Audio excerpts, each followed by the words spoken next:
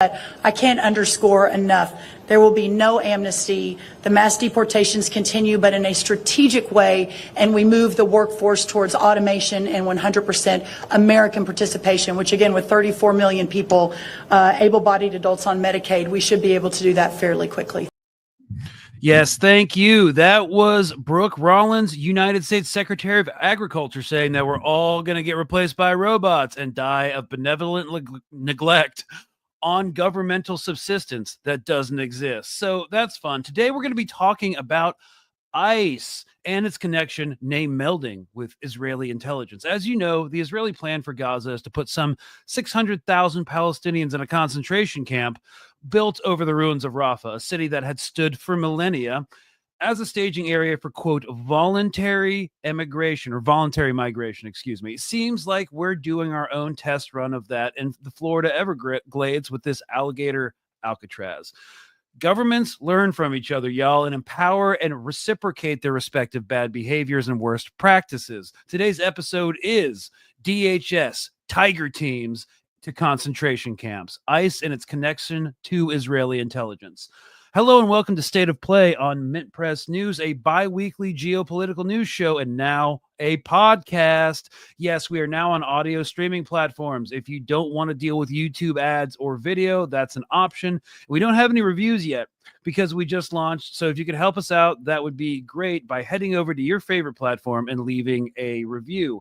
We're also on Patreon if you're picking up what we're putting down. Okay, plug over. So the format for this show is the format for this show going forward will be a Monday episode where I break down the insanity from the weekend by ranting into a computer camera, and a Thursday episode where we will bring on journalists from the Mint Press newsroom and other guests to discuss the news, but in a more evergreen manner. ICE and Israeli intelligence go way back, so this is like a quasi-evergreen episode that you can always come back and reference. So to get straight into it, today, lots to talk about, and to that end, we are joined by Robert Inlakesh. Robert is a political analyst, journalist, and documentary filmmaker who has reported from and lived in the occupied Palestinian territories and has worked with RT, Cuds News, TRT, Al Mayadeen English, and is currently here at Mint Press. And Jalissa Dugro, an independent journalist based in Florida. She covers Middle East conflicts and explores the influence of Western governments and media on these conflicts in the region. She has recently been on the ground reporting on the anti-ICE actions in LA for Mint Press News over the past couple weeks, months. Thanks so much for coming on, y'all. Thanks so much. Thank you. All right. So, well, here we are. We've seen kind of this expansion of cooperation between ICE, law enforcement in general, the NYPD, LAPD, even the Atlanta PD have liaison programs in Tel Aviv with the IDF. And people are thinking it's kind of like a new thing, but when I was doing research for this episode, like it goes way back, almost to the inception of ICE and the foundation of the Department of Homeland Security, dating back to the Patriot Act. Yeah, well, to comment on that, this has been happening for years. The New York Police Department was receiving training from the IDF as well. It also goes all the way through to private security companies as well that have been operating. Not only do the Israelis, bring their ex-Mossad agents, ex-Unit 8200, which is Israeli military intelligence, officers over to open up these security firms and tech firms. Also, there's direct state complicity, state-to-state complicity with this, and they're sharing tactics, sharing intelligence. So this is something that's been going on for a very long time. And of course, you look at a lot of the techniques that they've been using against the Palestinians. This goes not just to policing or databases, but also certain equipment that is being used by the Israeli military, tactics of crowd control. In the occupied West Bank, you'll see that they're experimenting with certain technology, which the likes of Google are involved in terms of predictive capabilities and how to decide via facial recognition whether someone is about to imminently commit an attack or is going to be violent. These are the same technologies they're testing on Palestinians, and then, of course, they then market this to the world. So it is a testing ground, really, that we see in the occupied territories. Yeah, and Jalissa, when you were in LA covering the ICE protests, we've been seeing videos of ICE officers like take out their phone, and we presume they're like planting it, like plugging it into a AI app. Did you guys hear about that from local activists? We didn't hear about an AI app, but I mean, there are definitely suspicions with people on the ground. I mean, I was with my colleague Steve. He's an independent photographer. And I mean, we were walking right in front of LAPD, and he was just like recording, like zooming in on us. And, you know, I was like, Steve, put your mask on if you don't want whatever comes after this, you know, to be documented, like just as far as like his face in that these facial recognition programs that we're, you know, seeing more about, you know, in the news.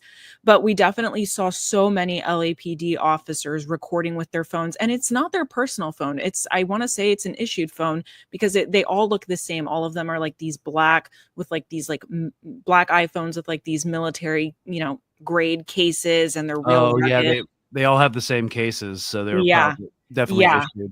For sure. Yeah. So we're going to get into all this and talk about the history and stuff. But unfortunately for y'all, I have to do a monologue because I'm told that every episode needs to have like a primer that we can cut from it. So I'm going to yap at you for like 4 minutes to kind of go through a brief history for the layman about how all this works.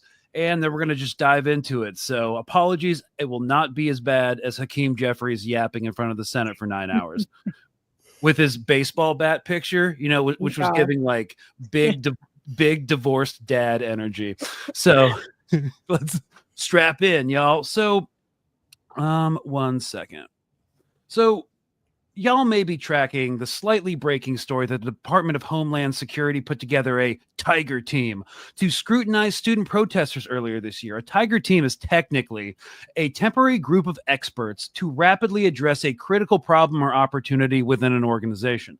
They are typically cross-functional, bringing together specialists from different areas to leverage diverse perspectives and expertise. This approach, in theory, allows for faster decision-making and innovative solutions compared to traditional siloed teams. So apparently, most of what this band of experts, this Tiger Team, did was investigate 500 names highlighted by the Canary Mission, a secretive but clearly non-academic political organization that uses its website to engage in defamatory attacks against college students who advocate for Palestinian rights and against faculty who teach or speak publicly about the Israeli-Palestinian conflict. And yesterday, the First Night Amendment Institute at Columbia University issued a press statement yesterday that yes, this Tiger Team was told to investigate lists by the Canary Mission. So a senior immigrations officer official testified that the agency assembled a team in early 2025 to investigate student program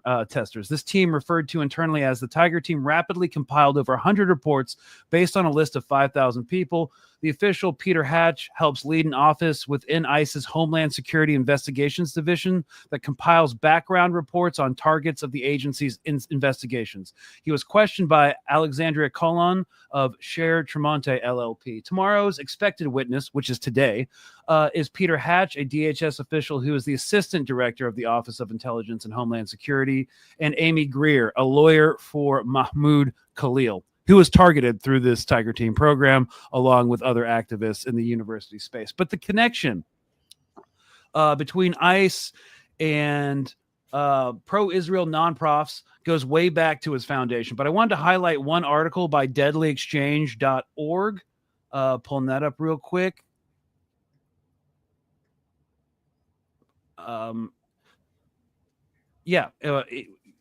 Entitled, it was from 2018. It was entitled, Deputy Director of ICE was sent by the ADL, Anti-Defamation League, for training with the Israeli military. And it asked the fundamental question: why does the ADL, an anti-free speech Zionist nonprofit here in America, protect Trump's family separation policies while also sending ICE officers for training in Israel. Well, of course, Jewish Voice for Peace had determined that 3 years ago, this as of 2018, Peter Edge, who was promoted to acting deputy director of ICE under President Trump, attended a training in Israel as part of the quote, ADL's 2015 National Counter-Terrorism Institute seminar. Offered under the guise of counterterrorism, the real-world results of these trips have been Israel and U.S. officials sharing, quote, worst practices, deportation and detention, shoot-to-kill policies, massive spying and surveillance that are also the go-to policies of agencies like ICE. But in today's episode, we want to address the spying and surveillance exchange. On October 1st, 2024, Wire magazine published an article, ICE signs $2 million contract with spyware maker Paragon Solutions. And while the contract may seem small in U.S. governmental defense spending, the one-year contract between the company's U.S. subsidiary in Virginia and ICE's Homeland Security Investigations Division was signed on September 27th of last year and covers a, quote, fully configured proprietary solution, including license, hardware, warranty, maintenance, and training. Yes, paying for software licenses to the company notorious for, quote, hacking WhatsApp and Signal, which is Paragon Solutions. And Paragon's product will also likely get spyware critics and surveillance experts alike rubbernecking. It claims to give police the power to remotely break into encrypted instant messaging communications, whether that's WhatsApp, Signal, Facebook Messenger, Gmail, Instagram. The industry sources have said to Wired magazine. One spyware exec said it also promises to get a longer lasting access to advice, even when it's rebooted. But the main thing here is to look at Paragon's founders. Ehud Barak, former Israeli prime minister and co-founder. Ehud Chernosin, former commander of Unit 8200 and co-founder. Idan Nurik, co-founder also with Unit 8200. Igor Bogudlov, also Unit 8200. Liad Avraham, also Unit 8200. Those are all the founders of this unit that's now contracting with ICE and giving them software. So Unit 8200 being a prominent intelligence unit within the Israeli Intelligence Corps, which is part of the IDF, often compared to the United States National Security Agency. It's considered by some to be among the foremost technical intelligence agencies globally. And once you're in it and go into the tech sector, you never leave it. All of these programs they license to U.S. federal agencies are rife with exploitable backdoors, so Israeli intelligence can most likely get access to whatever ICE has, NYPD has, etc., at least with regards to data collected by their specific software. But this is only one instance in one company. One last example before I shut up is Zencity, like Zen City. It's meant to keep your city zen and the population zenned out and not engaging with anything. And it's an Israeli data analysis firm serving agencies across the U.S. Zencity markets itself as a less invasive alternative to some social, media monitoring tools, as it primarily provides aggregate data and explicitly prohibits targeted surveillances of protests. Sure.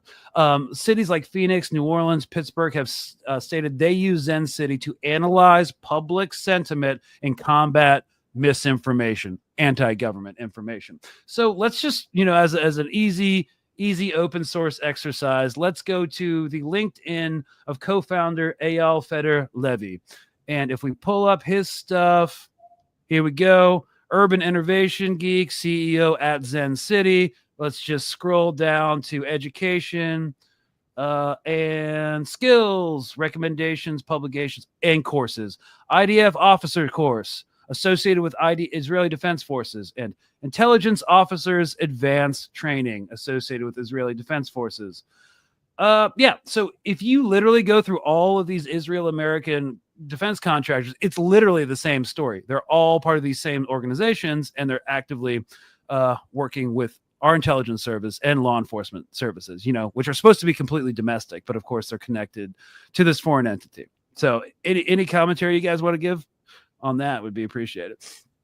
Well, we've known for a really long time that, there was a collaboration between LAPD, NYPD, just, domestic forces in general being trained by the IDF, because we know that for several years, the NYPD was trained by Israeli forces. And then it came out that they had run like a demographics unit, which used like predatory, racist, and a violation of personal security methods to target Muslims and people that they thought were suspicious in general, in return for learning how to, like a data collection method. I read a data collection method for them to use. And so then we've also seen the trend continues where we have technology that's actively being used and tested on the Palestinians in Gaza. And then in turn, we develop this, we ramp it up, and then we bring it back to the United States. And so I think it's this trend of collaboration. And it just perpetuates this really, this really damaging cycle, and it's eroding the trust, in America, of Americans in the United States with, the United States government in general. But of course, this isn't a surprise to anybody. But it's really interesting just how ingrained we are and enmeshed with a foreign military that has nothing to do with the United States, and that this has become so normalized. Right. Oh, sorry. Go ahead. Yeah. I was going to add to that it has been happening for a very long time, but specifically what we are seeing here, I mean, it's all laid out for us in a document published on October 7, 2024, Project Easter, which was published by the Heritage Foundation, the most influential think tank over the Trump administration. Everything from the anti-Semitism, so-called anti-Semitism task force, which just goes after anti-Israel activists or people critical of Israel, to the deportations, the attacks on freedom of speech in college campuses, all of these bills that you see being put through for today. The Trump administration, since day one, has been enacting this strategy, which was set forth last year. So it was sitting there. They'd obviously worked on this over time. And this is something that now we are seeing implemented. And the Trump administration was funded, the campaign was funded by a who's who of Zionist billionaires, essentially, including, of course, Miriam Adelson, Israel's richest billionaire. And her, according to Haaretz newspaper, one of Israel's top newspapers, not the most read, but one of the most trusted that they have, the quid pro quo was that he would receive $100 million in financing for his campaign so that he would allow the annexation of the West Bank. And basically everything Israel wants at this point, the Trump administration is doing for them. They're not holding back. And I would encourage everyone to look at this document because it's like I think that everything you need to know about what's happening right now is in this document. If you want, it's absolutely true. And let's just take a quick look at it for the audience now. So we know what the Heritage Foundation is. It's probably the most influential right-wing think tank and policy crafter aligned with the Trump administration. We know that Tom Homan, the former border czar under Obama, and my favorite hire of Obama, is now a massive figure within the Heritage Foundation, as well as like Stephen Miller, the brains behind the messaging of the Trump administration, the policy of Trump administration. So Project Esther, a national strategy to combat anti-Semitism. I'm just going to give a couple takeaways because they're trying to globalize the fight against any sort of dissent. So starting with the summary, America's virulently anti-Israel, anti-Zionist, and anti-American, putting it all in one thing, pro-Palestinian movement, is part of a global Hamas support network, HSN, that is trying to compel the U.S. government to abandon its longstanding support for Israel. Blah, blah, blah. Key takeaways. America's virulently anti-Israel Zionist and anti-America is part of the global Hamas support network. But here's where it gets really funny. Supported by activists and funders dedicated to destroying capitalism and democracy, the Hamas support network benefits from the support and training of America's overseas enemy.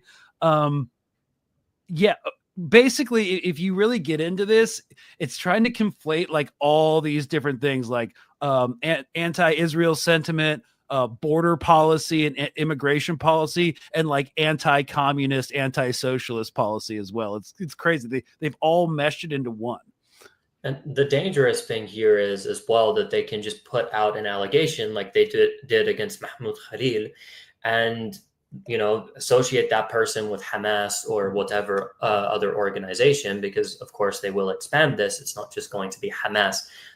They will carry this on and target others too, perhaps not even involved in the pro-Palestinian movement. They can just make the accusation, and then there you go, you can deport somebody. And we've seen that they are prioritizing, deporting people who are specifically, under their definition, anti-Semitic or publishing or motivated by anti-Semitism. The head of this anti-Semitism task force essentially came out and said that they want to stop people with anti-Semitic mindsets from entering the United States, whatever that means. It's all very vague language. They are tying a million things together. So you've tied somebody who's a so-called Islamic extremist with somebody who is a socialist or a communist. It's basically a broad brush of everything that they don't like. And then the accusation comes, and it's sort of like shoot first, ask questions later. And that's the dangerous precedent that's been set here. And as we saw, that this is the language of the Heritage Foundation, but now it's also the language of all the other think tanks as well. If you look at the way that they're talking about this, or they have been speaking about this since earlier in 2024, they are painting a broad brush because they don't have an argument.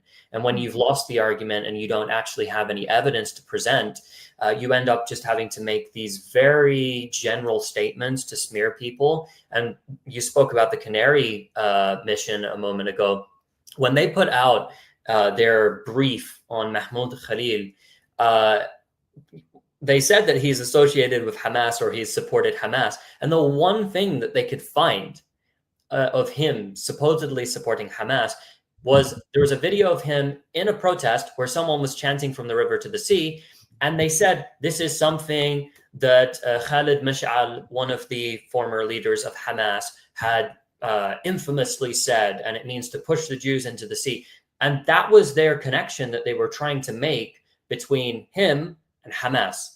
Nothing else. They couldn't find anything else. I looked through it. I thought, okay, maybe, he's going to have something a little bit incriminating on him that they're going to weaponize and use. There's literally nothing.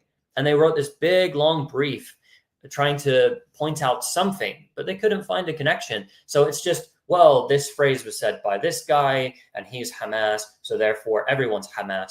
And another dangerous thing is they're actually trying, and this is something that a few of my sources have told me, that they're trying to now lure certain people into the United States that they weren't allowing to come into the US before, so they can specifically arrest them. So it's a very dangerous precedent that has been set, and they continue to push with this. And it's not just, Canary Mission. It's these ultra-Zionist, Kahanist organizations as well, which are pushing this, very violent organizations, which are pushing this propaganda as well, and working with the Trump administration openly. Yeah. I completely agree with you, and especially when it comes to the Canary Mission, because allowing vague practices basically enables them to just generalize, to sweep us all up in the masses. And so if you can kind of defend this on the basis that you can take that 1% of evidence, like you said, declare that you feel unsafe, then it makes it entirely easier, to further your point. So, I mean, the Canary Mission, I agree with you, is just so controversial because it's like this anonymous website that's used to blacklist people. And essentially, the United States government is supposed to vet information independently. We're not supposed to launder it from these anonymous blacklist organizations that make up rules for us. And I think essentially what that allows the United States government to do is push off responsibility from this. We let the other side make the rules for us, and then we have to obey them, which is an erosion of democracy, is an erosion of trust, like I said, in the United States. And so these problems just layer on top of each other. Yeah, and it's gonna, the interesting thing for me with a background in counterterrorism was there was kind of like a reason we never, at least when I was in the logic behind it was, when we were preparing for counter cartel operations or training for them. I was asking why weren't, when I was in my early 20s, why aren't these considered Mexican cartels or South American cartels, like considered terrorist organizations, because they objectively perform acts of terror. You know, they kill government officials and people, civilians, in order to affect a political goal that kind of fits in with the at least the U.S. definition of terrorism. But yeah, there's a lot of other consequences when you designate terrorist organizations within like one of your biggest trading partners, and then it opens it up for like drone strikes within there. But like, we're trying to see a conflation between, you know, these criminal migrants and pro-Palestine protesters all get lumped under the same terrorist narrative, because, you know, MS-13 and Trend Wagwa are now foreign terrorist organizations. We're supporting the Hamas global terrorist network as well. And it all comes down to this. This was from a couple days ago, and it regards to national security threat and the denial of birthright citizenship. Democracy Now! From a couple days ago. Wait, where is it? Where is it? Here we go. Justice Department is now aggressively prioritizing efforts to strip naturalized U.S. citizens of their citizenship. NPR's Jacqueline Diaz reports the DOJ is focused on Oh, my bad, NPR. Cases where naturalized American citizens commit certain crimes. The new stance towards naturalized citizens who commit crimes is laid out in a memo from the Justice Department to its Civil Division employees. Those crimes could include anything from national security incidents to cases of fraud, according to the memo. According to 2023 data, 25 million immigrants are naturalized U.S. citizens. Denaturalization has existed for decades and was used widely to deport citizens accused of being communists during the 1950s. Some immigration attorneys have expressed concerns over this expanded denaturalization effort, questioning whether it is constitutional and how the families of naturalized citizens would be impacted. Yeah, and I do think that's apt. We are entering a new age of McCarthyism, except it's expanding beyond communism to anything that challenges national security, which is a completely nebulous term, which eventually, if we play this out and go down the pipeline to the worst case scenario, challenging national security means you're an enemy of the state and everyone goes to the gulag. Well, as well, like the thing when we're looking at this, it mentioned going back to the 1950s, but if you look at specifically this doctrine that the United States and the collective West adopted during the Cold War, and really with Henry Kissinger leading the charge, with we don't negotiate with terrorists and, you know, all these terrorist designations and labels. Of course, they interlink the two issues of, well, we don't want the PLO, for instance, which has just risen up and is taking hold in the Middle East and the Arab world, to somehow replicate what we see in Vietnam. And so what they did essentially by introducing these terrorist designations and labeling everybody a terrorist or a terrorist organization is essentially that you shut down discussions with those groups. But also what you do is you collectively punish a population, which we see carrying on today. For instance, with the designation of Ansar Allah in Yemen as a terrorist organization, you'll notice that the Biden administration, when they put them back on one of their terrorist lists and designated them a terrorist organization, they gave them a lesser designation because, of course, you're still calling them terrorists, but you're not going to block, for instance, humanitarian aid organizations from working in Sana'a. And because they're going to have to deal with Ansar Allah, which is the government there.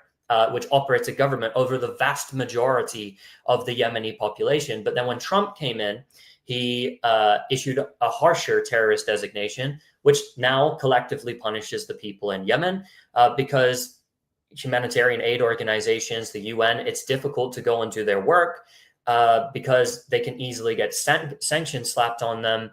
They can be accused of collaborating with a terrorist organization.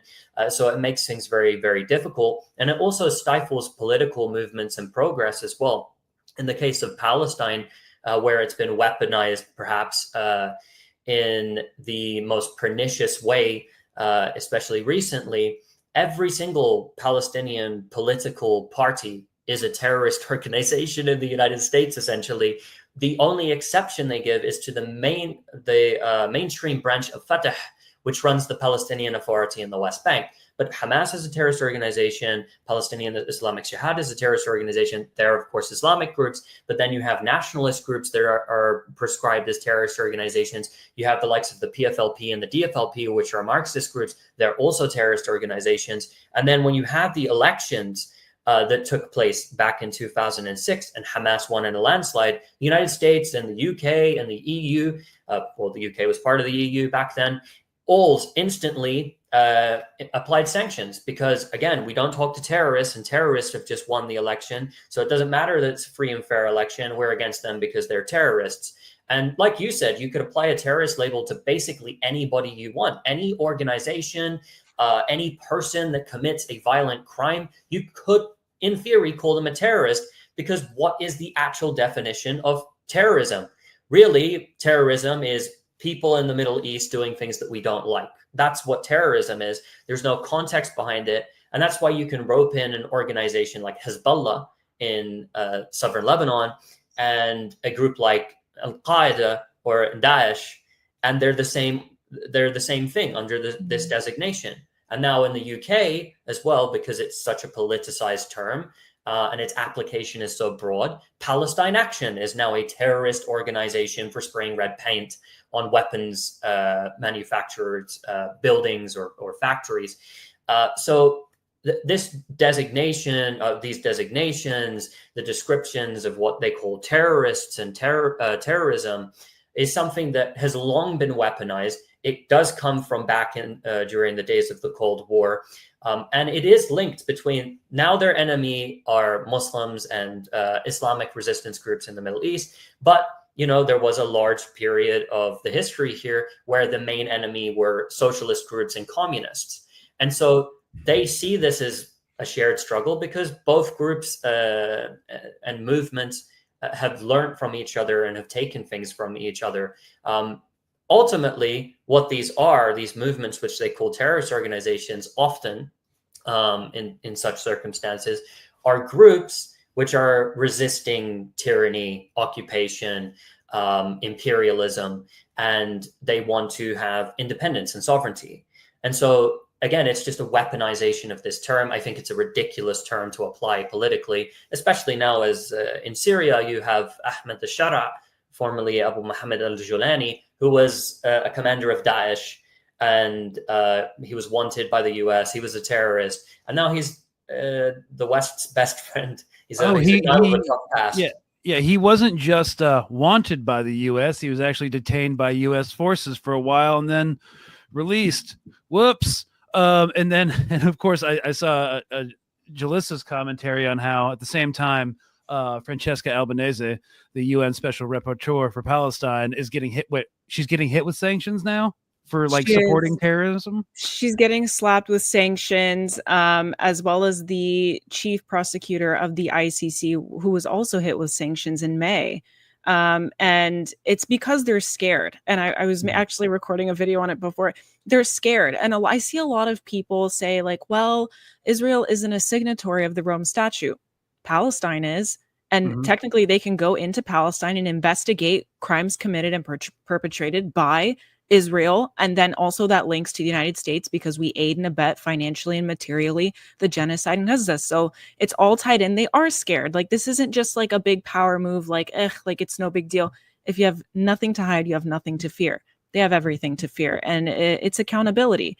Robert, to piggyback off of you, I completely agree. And I said this in another show a couple of weeks ago, that if the United States can, paint the Middle East as a hotbed of extremism, it pretty much justifies Western intervention or creating these rules defining what terrorism is, slapping it and propagandizing it to the entire world so that everybody buys our narrative. And then it's just this really vicious cycle. And so, yeah, I would completely agree with you. Yeah. And I do like the point that they are scared because they're scared. That's why they wear the masks. That's why DHS, Department of Homeland Security, whines on Twitter every day, posting stuff like this. Hang on, let me add it. All right. we're seeing burning ICE vehicles, burning American flags.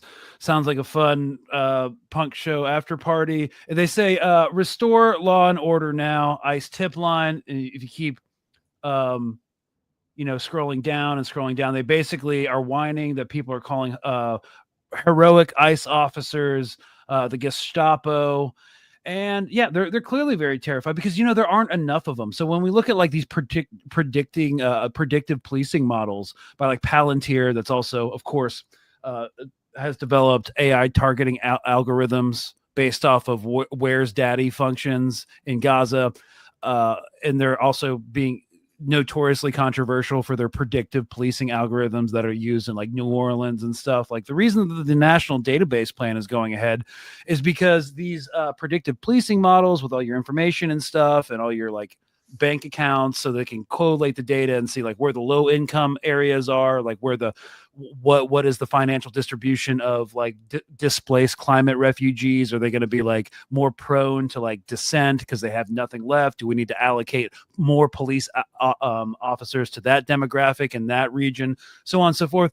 And what it is, it's a force multiplier. Like mobility in warfare is a force multiplier, being able to like move really fast and do 2 operations a night instead of just 1. It basically increases the presence on the ground of soldiers or law enforcement officers without actually having more of them, because there aren't enough. Like people are freaking out. All these reactionary liberals being like, you should have voted for Harris because now there's going to be 100,000 new ICE officers. It's like, from where? Where are they coming from?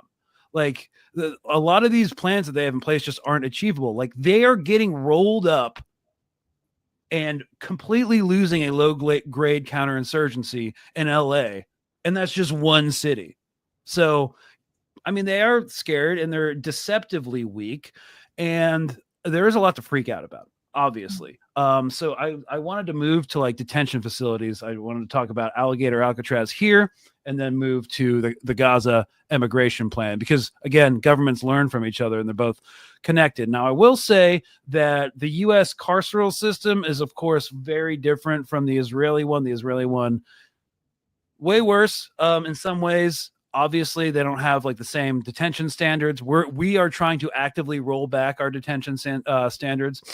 But the Israeli Supreme Court in 2009 ruled that they can't have for-profit prisons. Our prisons are absolutely for-profit. In 2005, all illegal immigrant arrests or detentions were held, 25% were held in for-profit prisons. And Obama expanded that, Trump expanded that, Biden expanded that to 90% in the last administration. And now we're seeing Alligator Alcatraz. And so you're actually there in Florida. I assume that you're exposed to more like local news than we are on a national scale. Could you tell us like the status of what's going on over there?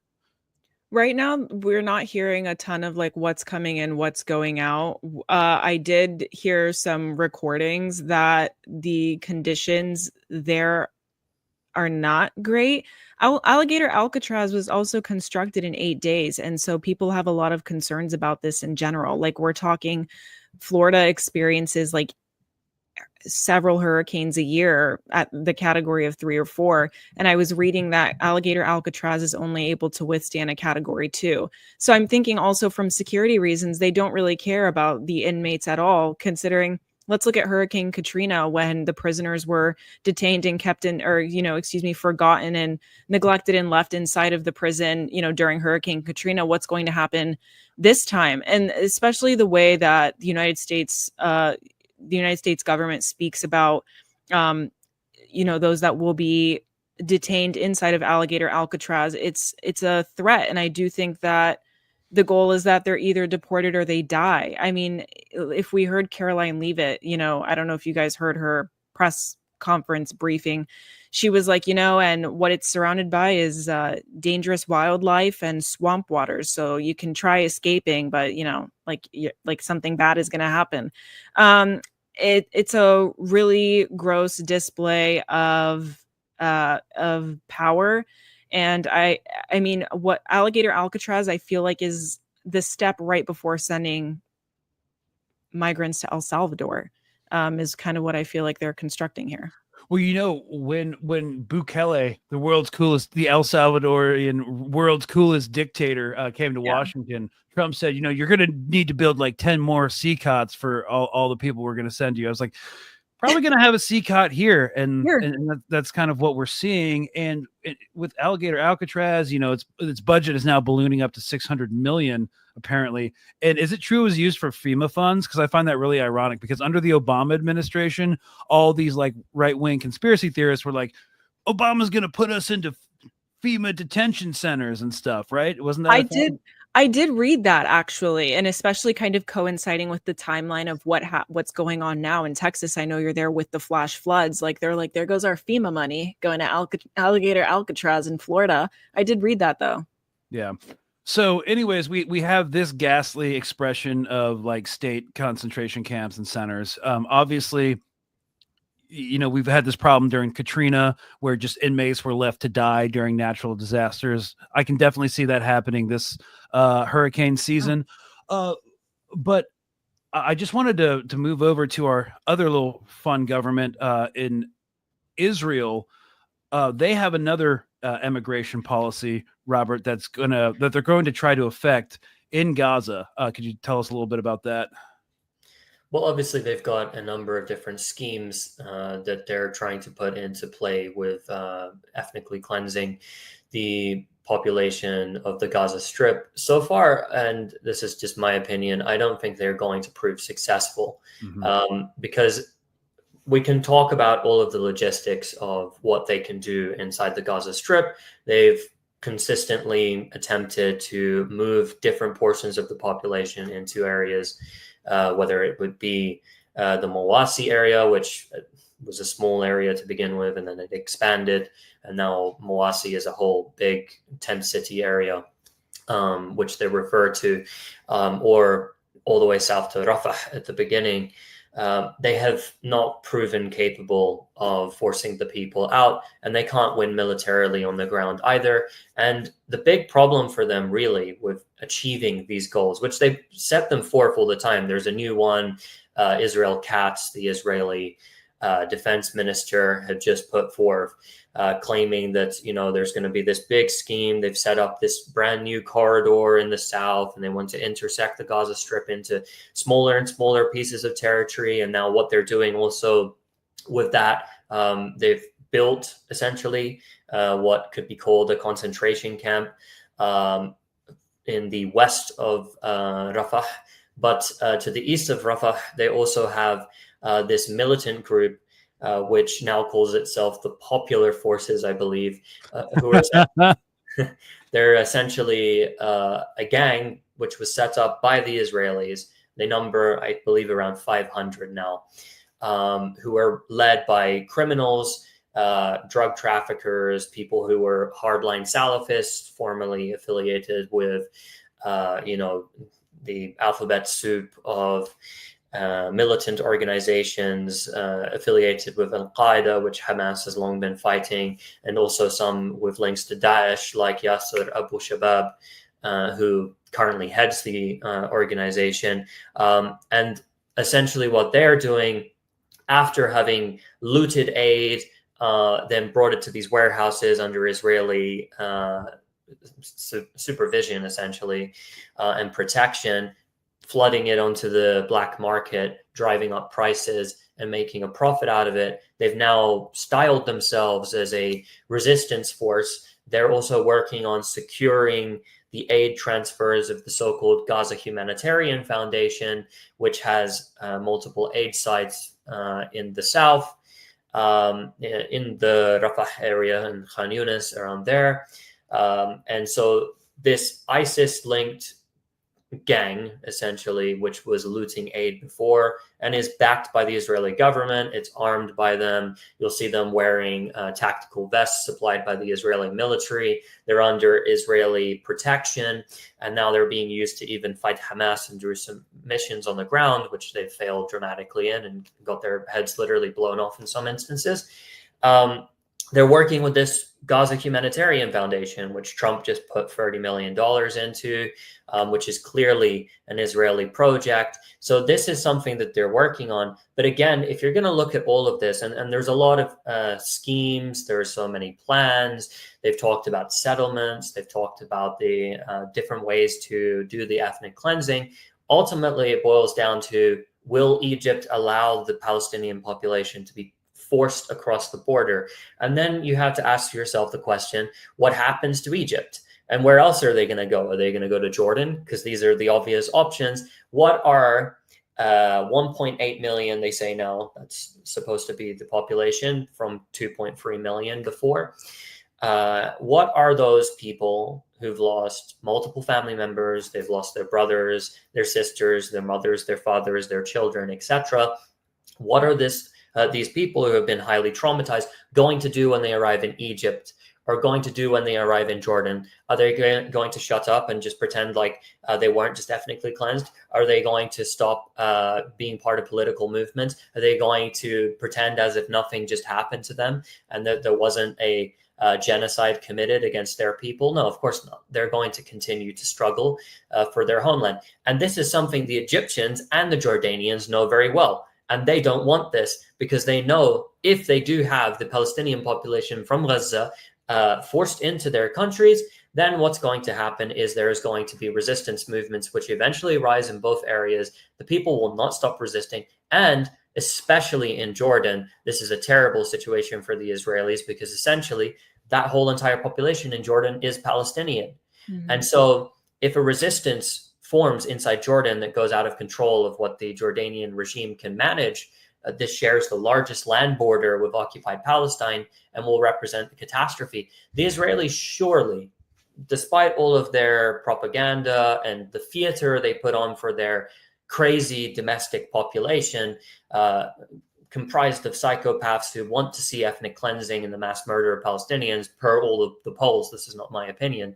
And there's no other way to describe them than psychopaths at this point. When you say that you want to exterminate everybody in a city that you conquer, the vast preponderance of the Israeli population say that. Like, they put on this theater for them, and they talk about the settlements, and they draw up these drafts. But they did the same thing in South Lebanon. When they were invading South Lebanon, all these settler organizations had these big meetings in Tel Aviv, and they put together all of these graphics, and they said, oh, we're going to put our settlements, in southern Lebanon. They're never going to put settlements in southern Lebanon. They won't. I think it's like 7% have returned back to areas like Kiryat Shimona along the Lebanese border area. So I don't think these plans are feasible. But it speaks to the depravity of the Israeli leadership, and also the people that get on board with this as well, that they want to do this. Yeah, and I'm just looking at parallels too. We can see the depravity of like the Israeli population, at least like the 82% of them that support this. It's probably higher, especially in the IDF. But you also have people on, across the pond over here in America, like Laura Loomer saying, that there are 65 million meals for alligators now. And that's the entire Hispanic population of the United States. And of course, people really like that. Of course, it's not as homogenous here as it is in Israel. But what I find interesting about these two situations, the mass deportations here and the push for voluntary migrations in Palestine, is this both like two colonial powers basically implementing very similar operational plans, strategic plans that won't work, because we have our own problem. Like it's less of a problem for us about like where to put them, but there's just too many of them if you want to like mass deport everybody. Like, Jalissa, you were just in LA with ICE, and of course they're targeting ICE as the democratic bastion sanctuary city and the cultural capital of like Hispanic immigrant America. How effective were they? Not super effective at all. Most of the time, and this is why they resort to really, I think they understand this, and this is why they resort to really aggressive tactics like right off the bat, because essentially the pattern that we see is that these protesters peacefully assemble. And I can say that I've been there now a cumulative 2 weeks. Okay. Right after that Saturday or that Friday where we saw the Waymo cars on fire and things like that, a cumulative 2 weeks spent in there. And I mean, going to like West Hollywood, East Hollywood, the North and South, Los Angeles, in and out, is these protesters peacefully assemble. And then immediately after, it's declared unlawful. And then they just start shooting. And then they start throwing gas. And then they put their gas masks. And then they lunge at you. And then they run. And then they retreat. And so like they're constantly using these tactics because they realize, I think because they're not successful. And so they're immediately going from 0 to 100. And even then, they last from like 8 a.m. until like midnight. I mean, these protesters will just keep going and keep going. And even then, we've seen the presence of LAPD as well as the United States Marine Corps die down. Actually, that's what I saw this time around, which would have been my second week. I was there last Monday to Saturday, is the presence has actually died down. And I spoke to some police officers on 4th of July, and I spoke with them and I said, do you expect a presence much like we did on No Kings? Like, what are you guys expecting for 4th of July, for this patriotic holiday in a state that is actively opposing everything patriotic, that this government stands for and the United States as it stands? And they told me, we're not prepared for that.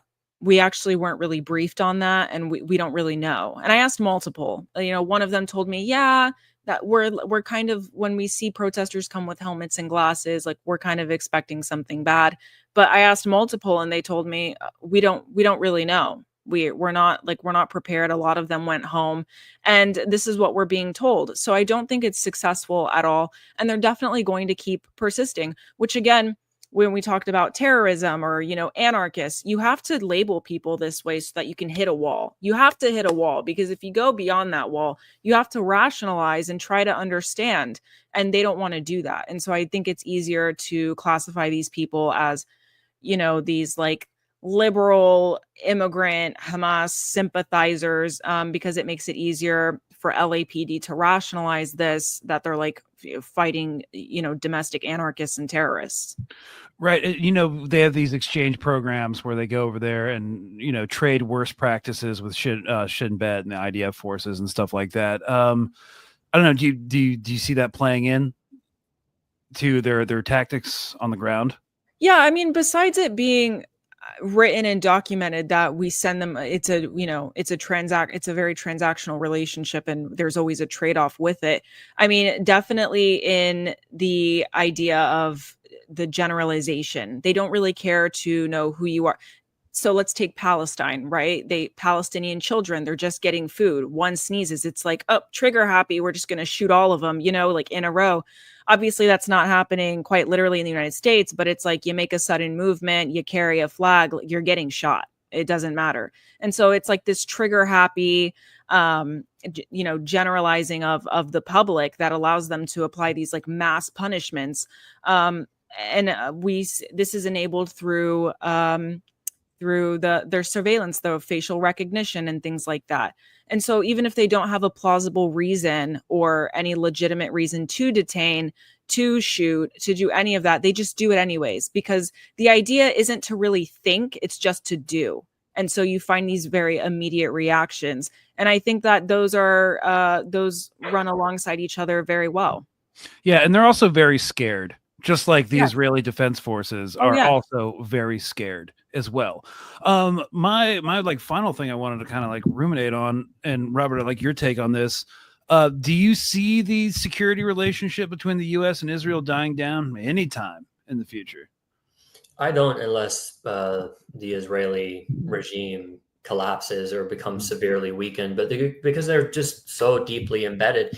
Even if you look at and you take the ideology of these groups, for instance, the Israelis, who are, so incredibly violent, and they crack down on their opposition, whether they be Palestinian resistance groups or people on college campuses, with an iron fist. They like to cancel people. They want to destroy their lives. They will come after them with a vengeance. are the same people that have this victim complex where they want to claim that they're the victims of Palestinians, they're the victims of canceling, they're the victims of this and that. And you see the same thing in the United States with these white supremacist types, these white nationalist types, or even just people who are like these ultra nationalists who are in the Trump camp.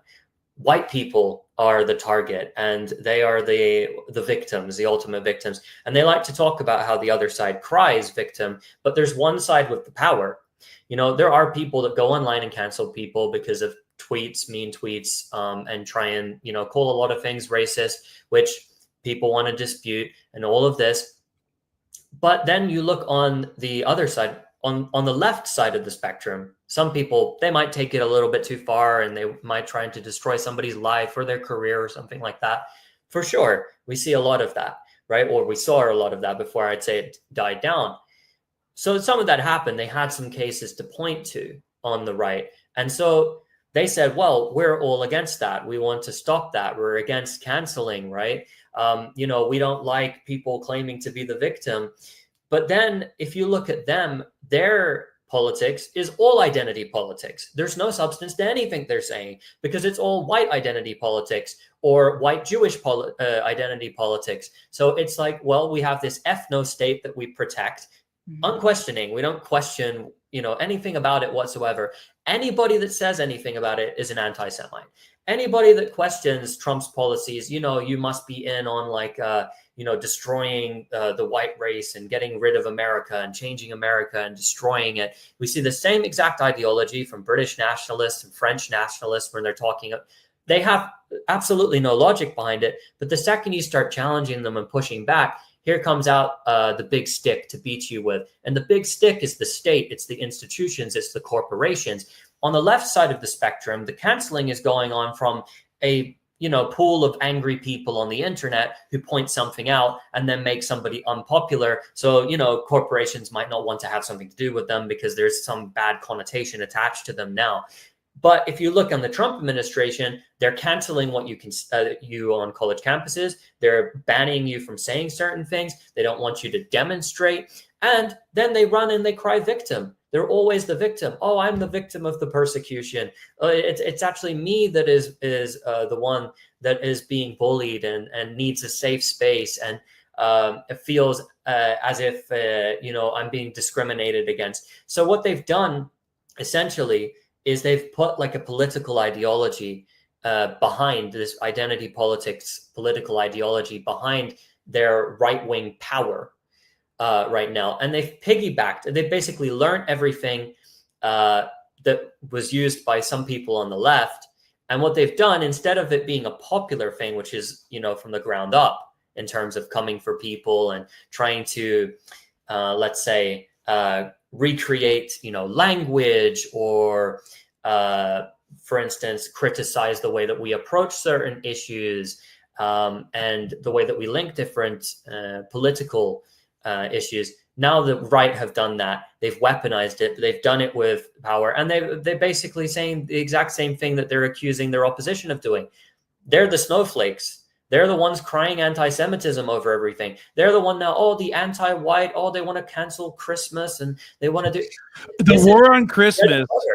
The war on Christmas has been going on since I was a kid. In fact, that was one of my buddies' like gamer tags, like growing up, and it was really incendiary. But basically, we're seeing a modeling or kind of like a reverberation or reflection on what's going on around like Israel with the IDF forces. You know, they're taking casualties. You know, fighting against the Hamas terrorists that are trying to conduct a genocide. The Homeland Security keeps posting this stuff. It's insane. Calls for violence against our ICE government law enforcement agents must end now. This despicable rhetoric has contributed to a 700% increase in assaults against them. Sanctuary politicians continue to fuel this vile rhetoric, while our brave ICE agents are working to arrest the most dangerous criminals imaginable. It's shameful. And again, I just finished an article because I did a segment, foment on these vulnerable populations like street vendors that are being targeted. data shows it actively contradicts what DHS is saying. They're not, I think, let me remember, out of 722 migrants detained in the first 10 days of June, 80% were not convicted of any crime or violent. And so if the trend continues, it actively contradicts what they're saying. When we look at the data, they're not even targeting criminals. Like, this is like what we're saying. It actually showed that they're targeting working class males. And so this is really interesting. Also, these these DHS and ICE agents, they come with guns and batons, and they come in unmarked cars, and they come in like teams of 3, and they come in the night, and they catch you on your way home. And it's like, nobody's attacking ICE agents. And I love the double standard of these ICE agents coming in masked up. Kristi Noem is like, these ICE agents are being doxxed. They just, want to provide for their families. Guess who else wants to provide for their families?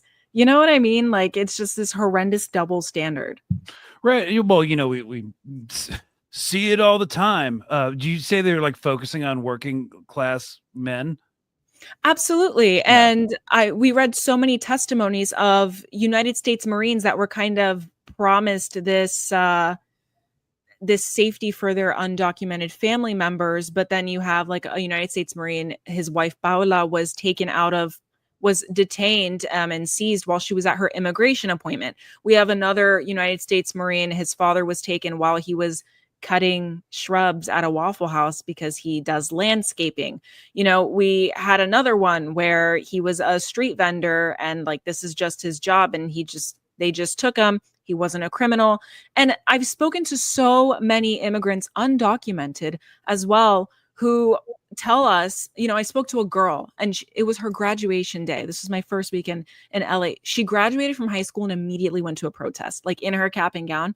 And she says, what they don't understand is they love labeling us as criminals, but they don't understand that immigrants come to the United States and they fear getting in trouble. They do they do everything to, obey the law. We probably obey the law more than anybody because we don't want to get detained. We don't want to get in trouble. We truly are coming here for better opportunities.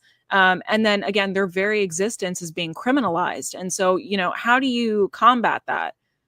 Yeah, I was on this like Breaking Points like subsidiary interview yesterday, and I got asked like, do you see any like correlation between like your experiences in Afghanistan with the U.S. military and these like deportation operations? And I was like, what? Actually, yeah, because under Obama during the Afghan surge, when I was in Joint Special Operations Command, we had quotas. It was kind of like unspoken, there wasn't a memo going down, but it was like, hey guys, like, okay, so we're supposed to hit these high value targets, Taliban, Haqqani, Al-Qaeda, proto-Islamic State, but there's no like actual actionable intelligence for, where like a sub-lieutenant or a lieutenant or a commander will be. So they're just like, well, if you don't have any known targets, go for like likely and suspected. Yes. So a lot of the like direct action night raid kill capture operations we did were what we call dry holes. It was just a random house, wrong people, bad intelligence because it was like no intelligence, and just ended up terrorizing an entire population. Yeah, that's what they're doing in LA. It's like, just take anybody brown. And I mean that. That's what they're telling me. That's what we've read on the news. Like, it's like, just take anybody brown, anybody you think, and we'll just detain them like Mahmoud Khalil. No, yeah, we got to have these numbers. Do now, think later. And it's like, this is gross. But again, this, these surveillance mechanisms and techniques allow for, these vague practices so that we can just generalize, like just bag all the brown people, put them away. We'll decide who's illegal later. Undocumented. And so it's really gross. And it's really scary because citizens, Mexican citizens that are American citizens and have their citizenship, as well as just like Hispanics that, are brown, have told me, they're like, I'm really afraid of going out. Like, they're just taking anybody. Like, also what I've read is that DHS has been instructed to just take anybody in the vicinity. Like, if I'm seizing an undocumented immigrant, that's the father. If the mother and the grandmother are there, I'm taking them too, even if they're documented. And so it's just really predatory. None of it makes any sense. You're right. There's no intel behind these practices at all. And so it's kind of crazy too, because we had like the best intelligence architecture on the planet at the Oh, yeah. time, and we just didn't have anything either. And so, like, yeah, they have all these Israeli like high tech stuff from like Palantir. That doesn't mean you actually have anything actionable, at least in my own experience. And Robert, having lived and reported from the occupied Palestinian territories, like how reminiscent and like, do you see this going to a level that we're seeing over there? Not with the home demolitions, but with detentions and stuff like that. Well, of course, it's been going on for a very long time in the occupied territories. So, and then before that, they were doing it in what's now called Israel proper, because in 1960, up until 1966, those Palestinians who are now citizens of Israel were under military law as well. So they were being detained in the same way. But it's the same sort of strategy, except like here in this case, we're talking about all of the Palestinians who are detained. You know, the vast preponderance of them have done absolutely nothing. There is no legal recourse at all in any way. It's a 99.9% or 7% conviction rate in a kangaroo court. And now today, what it's expanded into, because obviously it's getting worse and worse in the United States, and my knowledge on how bad it is in the United States is not as extensive, perhaps, as both of yours, but in terms of what's happening, what's been happening in the occupied West Bank, I saw them seize children out of their homes in the night. That's just something that they've been doing. You know, a 12-year-old child can be snatched from their home in the middle of the night in a raid. They provide absolutely no justifications. Throwing stones is enough. It's sufficient. And then they can hold them in administrative detention for as long as they choose to. I had one friend of mine I was staying with over there. Two of his sons were taken, both when they were 17 years old, and one of them when I was there, for throwing stones, apparently. And they put a whole bunch of other stupid charges on them. But for the first 6 months of their detention, there was nothing. They just kept extending these administrative detention orders, which is held without a charge. Now it's gotten to a situation which is much more severe than just going and rounding people up and picking people at random. You know, who are the kids who are most likely in the village to be, going to the wall and cutting the fence or something like that. Now it's to the point with Gaza where it's outside of the realm of the Israeli military court system. They've set up these prisons where there are no convictions at all. They're staffed by members of the Israeli military, like Sedtiman detention facility. They round up thousands of people. There's no proper documentation for them. So they don't actually have any documents that we know about to say that, okay, we have, this person, this age in this facility here at this time.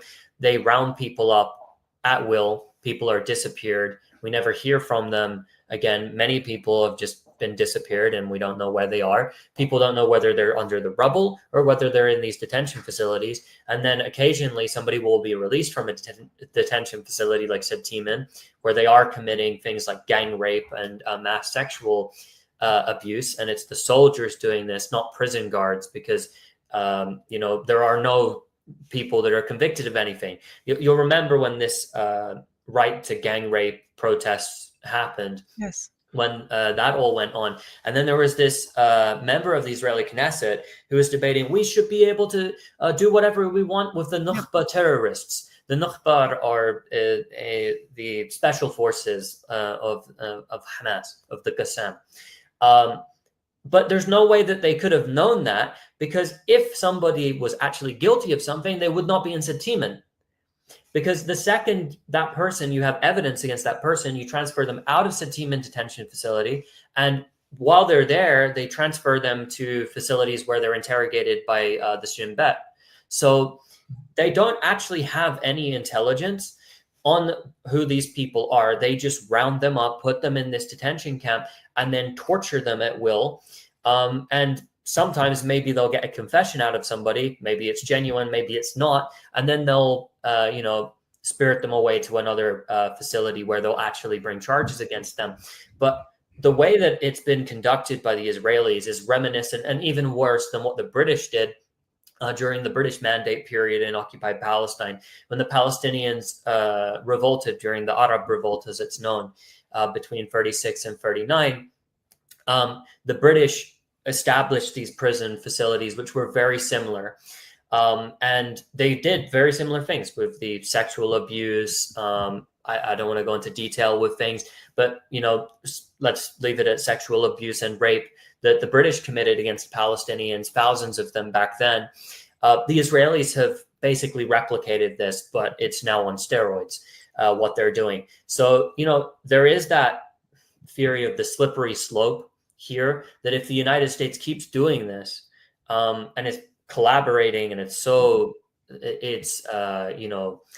law enforcement agencies and private security firms and government is so interwoven with those on the Israeli side, that how bad will this get? Will it just be a few cases of the horror stories, or will this be a more widespread, overarching system which will just disappear people, black bag them en masse all the time, without any legal recourse for those who are the victims of it whatsoever?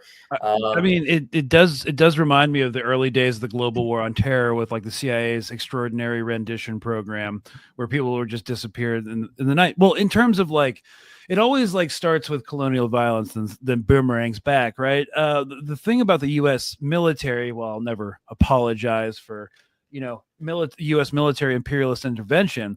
It's kind of stark that it wasn't as institutionalized. There were massive scandals like the Haditha massacre and Abu Ghraib, and there was that one story with a 14-year-old girl, and I think it was the 82nd Airborne.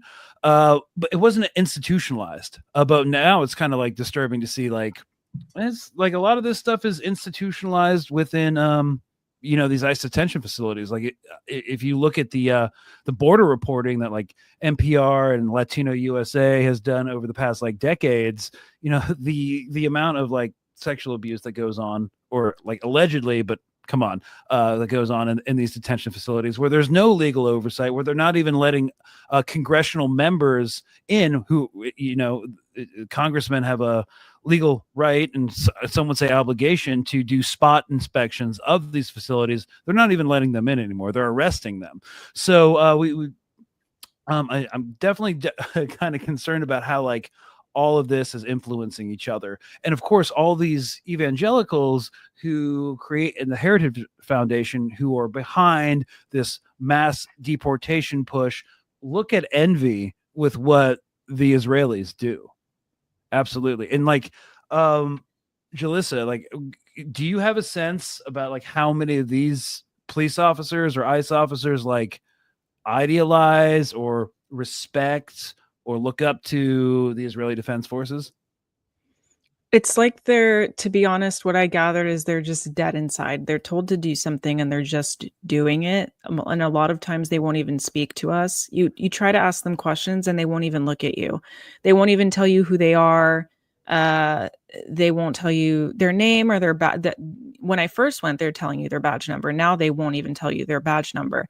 And so the anonymity is, if I said that right, is kind of protected amongst these forces, law enforcement, LAPD, USMC, the California National Guard.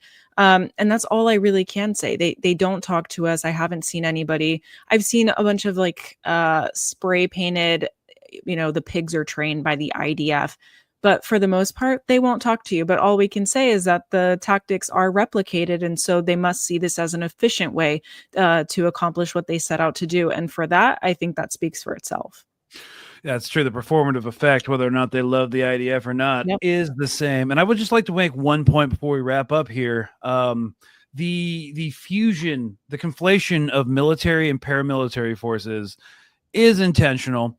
It's all part of a normalization process. So yes, while the Marine Corps and the National Guard aren't really doing anything beyond providing logistical support to, Alligator Alcatraz or whatever, it's all part of a PR normalization campaign. Because while Trump may be not the smartest guy, he has amazing political instincts, which he seems to be losing rapidly. The people backing him at the Heritage Foundation are actually incredibly intelligent. They know exactly what they're doing. And to that end, I just wanted to put all of this and round all of this out with a quote from one of the border chiefs of the El Central unit from 2 days ago. Greg Bovino is his name. Federal government is not leaving LA. I don't work for Karen Bass. The federal government doesn't work for Karen Bass. We're going to be here till that mission's accomplished, as I said, and better get used to us now, because this is going to be normal very soon. Yeah, but it's not working. So cool. LA's resisting hard as hell. They are resisting, and they're going to keep resisting. To be honest, I don't see like an end in sight for this at all. Right. And we're stuck now with an intractable political problem, which is the mass deportations that are completely operationally impossible. And then Israel's stuck with the Gaza problem and getting rid of that, which seems to be, I don't know, politically and logistically impossible as well. The mass deportation and concentration camps, that the idea, that Israel has for the Palestinians to move out 1.8 million people, the idea that we can arrest and detain 3,000 immigrants a day, it's just all like really unattainable. It's not realistic. And in the end, resistance exists, whether it's domestic in the United States or, if it's in the Middle East, this exists. And so they'll always have that as an obstacle to these larger geopolitical goals they seek to achieve. Yeah, and I just wanted to point out here in closing that we no longer have the power projection that we had in the 90s. We no longer have the strength to, impose sanctions and do military interventions. And, we want to gin up consent for a war against Iran, but we couldn't even do that at the height of our powers in the post-Desert Storm era. That was completely strategically unfeasible. Iran's a death trap. It's a garrison state. And then we have no one else on the target deck right now for intervention. We can't gin up enough support for the invasion of the Yemeni mountains to take it to Ansarallah. So the next forever war, because the U.S. demands a forever war, is going to be here. And just like our forever wars, they don't work, but they do make a very select few a lot of money. So thanks for your time. We just wanted to, y'all, we just wanted to highlight and have a kind of like an open discussion about these developments and kind of have an evergreen episode, because these tactics aren't going to change. These stated goals aren't going to change. And I think in the end, even though the violence may increase horrifically in the short term, both overseas and domestically, it doesn't seem like it's going to work. It's a bold move, Cotton, but I don't think it's going to work out. So thanks, y'all, for watching. This has been with Robert Inlikakesh at Mint Press News, and Jaleesa Jagro, who's been a Mint Press News correspondent covering the ICE raids. Thank y'all so much. Like, share, and subscribe. And again, we are on audio platforms, so check us out there if you don't want to have to look at our faces. And guess what, guys? We will see you next Monday. And thanks y'all so much for coming on. Thanks so much. Bye. All right. See you next week. Try to enjoy your weekend. And, hobbies are a good thing, here in the end times. So.